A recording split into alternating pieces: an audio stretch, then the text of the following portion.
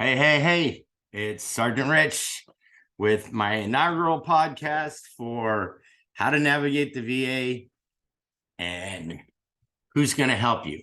Well, first of all, I'm here to help you to start with. Second thing is, there's a wealth of resources out there for veterans to be helped, especially when it comes to filing disability claims. Now, I am a disabled vet and I do receive a disability pension from the VA. I hurt my back when I was in the service, had very good medical records, had worsening conditions as I got older. I got hearing loss, tendinitis. Gotcha. Tinnitus. Learn that word. I'm going to share my screen real quick. Give me a sec. Okay, share screen. Let's go to where it says share screen. There we go. All right, here we go. This is what's going to go up. We're going to share it right now. And it says I am sharing my screen. Okay, do you see this, ladies and gentlemen? Up on the board, VA 2023 disability pay charts are as follows.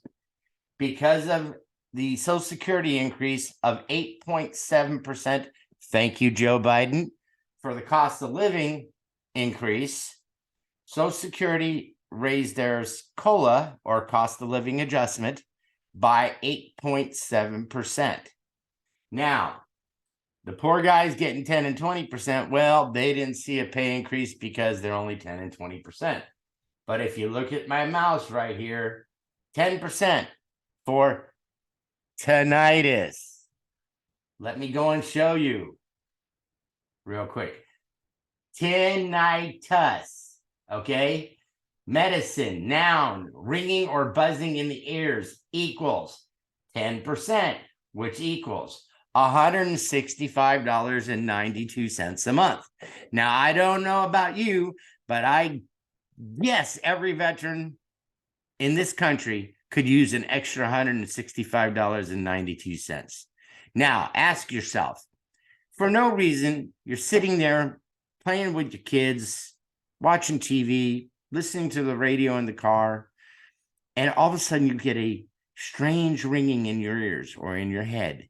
And sometimes it gets loud, sometimes it gets softer, sometimes it goes on for 10 seconds, sometimes it goes on for 3 minutes. If you have this condition and you served in any branch of the U.S. Armed Forces for more than a 181-day period, you probably have tinnitus, not tendinitis. Tendinitis is when you have a ligament issue in your arm, elbow, joint, knee, stuff like that. It's tinnitus, guys. See it, read it, learn it, love it, live it. If you have ringing in your ears, and you file a claim at your local VA office, county service office, guys, almost every county in this country has a VA county service office. The VA clinic usually has DAV reps there from the Disabled American Veterans Association, which I am a proud member, and am in training to become a certified VA counselor for how to navigate the VA.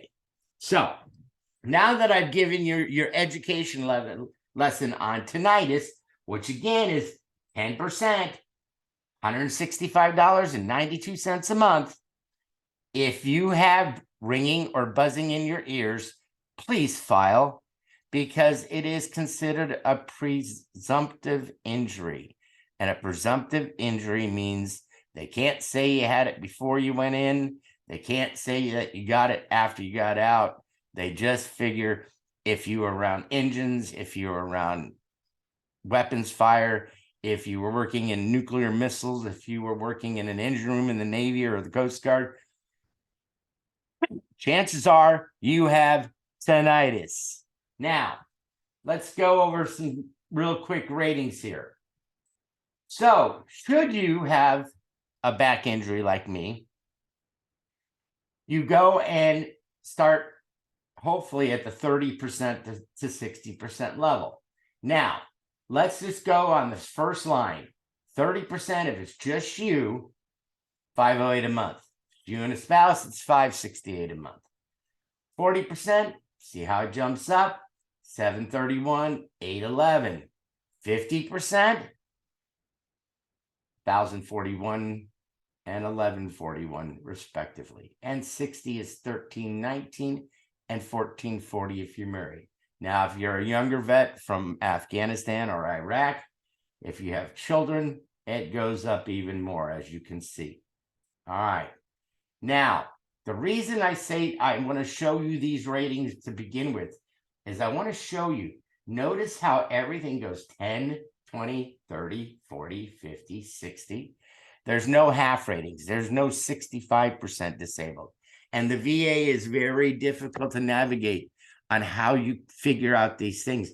Hell, guys, according to the VA, I'm 180% disabled because I've got tinnitus. That's 10%. I have radiculopathy, which, by the way, is the most ridiculous word I've ever learned in the English language. It's radiculopathy is a pain that you get from back injury. Okay, it causes sciatica. It causes neuropathy. Now, neuropathy is normally in the feet, and it's normally diabetic people. However, if the severity of back injury like mine, I'm so blessed, I got neuropathy too. So yes, I'm walking and talking. I'm a little bit slower than I used to be and a little bit heavier, but I've tried to push through the pain. It's tough some days. I'm not going to lie to you guys. And last thing I want you to do is get addicted to pain pills. Okay. But sometimes you have to go and take your medication. And not all of it is pain pills, but it does help with pain management. So you're not having to take Norco or Vicodin or, Demerol or anything like that. So don't get yourself overly into that, ladies and gentlemen. We don't want that. We want our veterans earning what they've earned by giving for their country and not becoming homeless vets because of drug addiction. I'm going to be talking more about that in my next podcast on Rumble. But I did want to show you these rates just so you could have an idea. Now, it gets really crazy. This is where the price of poker goes up, boys and girls. Veteran with a spouse at 70%, $1,804 a month. How about them apples? Now, disability rating goes up even more at 80. Now we're at almost $2,100. At 90, almost $2,400. And at 100, dang near $4,000. And let me tell you guys, the VA checks are usually a little bit higher, especially where you live. Okay, so this is their scale. This is what they show you. Okay, getting to 100%, I can tell you guys, unless you've lost a limb, and for those who have, thank you for your service, and you deserve every penny you get in benefits. I'm a supporter of the Tunnel to Towers. I send money every month, comes right out on my credit card statement, and I do more than $11 a month, but less than $100. But $11 a month, Tunnel to Towers, that's all they ask. And I'm not advertising for them. I'm just telling I believe in them. I give to the DAV. I give to the VFW. I give to the American Legion, which American Legion Post 26 in Bakersfield, California. Shout out. I just got nominated and approved to become their service officer and an executive board member for the American Legion.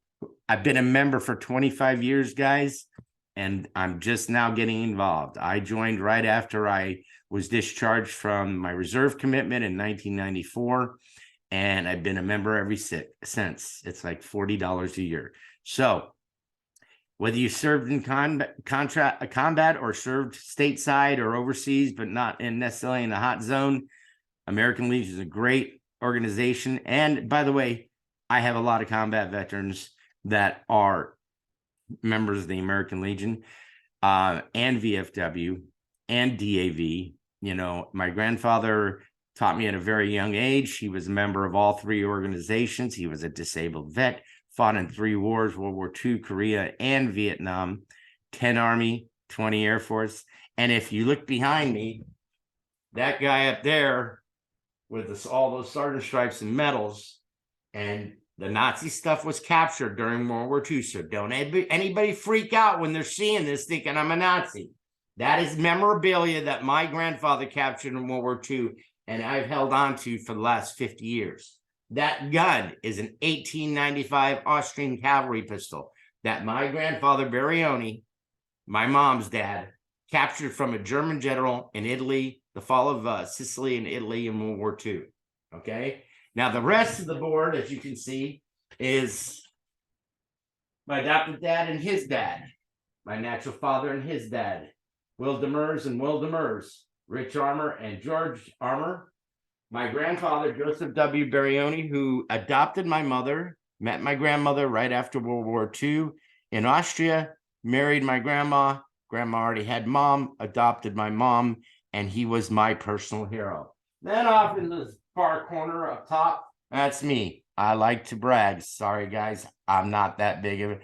All my ribbons and medals there were pretty much I was there medals. And I swear to God, God is my witness, there's two things that I never thought I'd see when I was in the Army. First of all, was Sergeant Stripes, and second of all was a good conduct medal. Hell, I was a professional PFC. I went in as a PFC.